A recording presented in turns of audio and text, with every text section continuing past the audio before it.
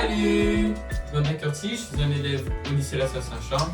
Et je m'appelle Julia, je suis étudiante à Saint-Chambre. Aujourd'hui, Curtis, qu'allons-nous faire? Aujourd'hui, nous sommes ici pour manger des crêpes pour la Chandeleur. Tu sais c'est quoi la Chandeleur, Julia? Non, vas-y, dis-moi en plus. La Chandeleur est un jour en France où nous mangeons des crêpes et buvons du cidre. Il tombe le 2 février de chaque année, ce qui marque exactement 40 jours depuis Noël, à mi-chemin entre l'hiver et le printemps. Mais Curtis, il a un souci, il ne sait pas faire de crêpes. Et quels ustensiles et ingrédients avons-nous besoin? Comme ingrédients, nous avons besoin du beurre, du sel, des œufs, de l'huile, du lait, de la farine, du sucre. Et comme ustensile, nous avons besoin d'un saladier, nous avons besoin d'un fouet, d'une cuillère en bois, d'une louche. Nous avons besoin aussi d'un bol, d'une poêle, d'un verre doseur et d'une balance. Dans la première étape, Julia va verser 400 g de farine dans le bol, puis nous allons y ajouter un petit peu de sel. On fait attention bien au grammage qui est bien marqué sur la balance. Puis on va ajouter un petit peu de sel.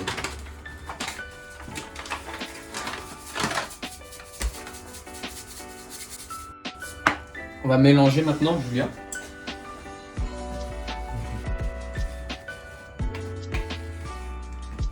Puis on va y ajouter pendant la deuxième étape 4 œufs. Chacun deux. Les y ajouter. On va mélanger en y ajoutant du sucre.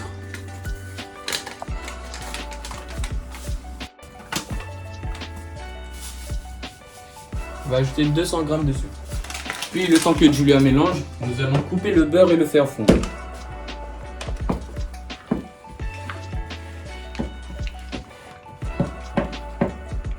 On le met dans le bol. Puis venez avec moi, on va le faire réchauffer dans le micro-ondes. On le laisse réchauffer pendant 2.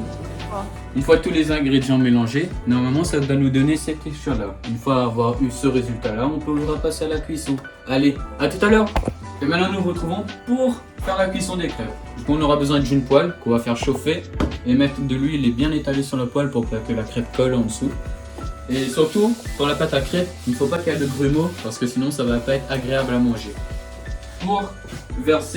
Pour faire la crêpe, on aura besoin d'une louche. On prend la pâte et puis on le verse directement dans la poêle.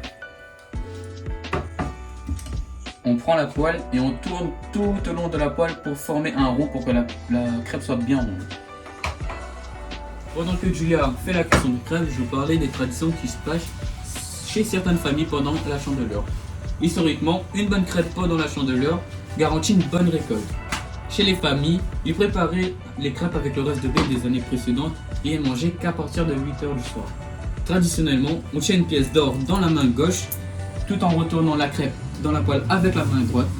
Si la crêpe atterrit sans encombre, ça veut dire que le propriétaire de la maison connaîtra la prospérité tout au cours de l'année. Curtis, ça veut dire que nous pouvons essayer et peut-être gagner la prospérité. Et c'est une bonne idée, Julia. Nous allons essayer tout de suite. Tout d'abord, on verse la pâte à crêpes dans la poêle. On laisse un petit peu cuire en dessous.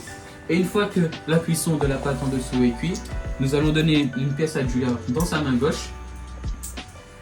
Avec la main droite de Julia, elle va retourner la crêpe. Et si la crêpe atterrit bien comme il faut, le propriétaire de cette maison connaîtra prospérité tout au cours de l'année. Voici le moment véridique, Julia va tourner la crêpe et si elle atterrit sans encombre, c'est-à-dire que le propriétaire de cette maison va la prospérité. Vas-y Julia.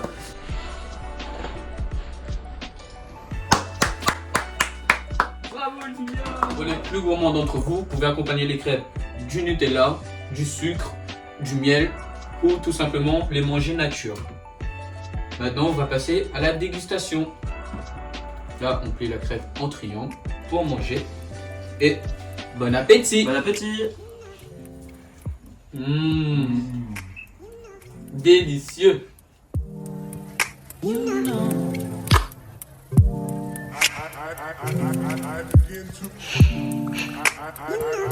I begin to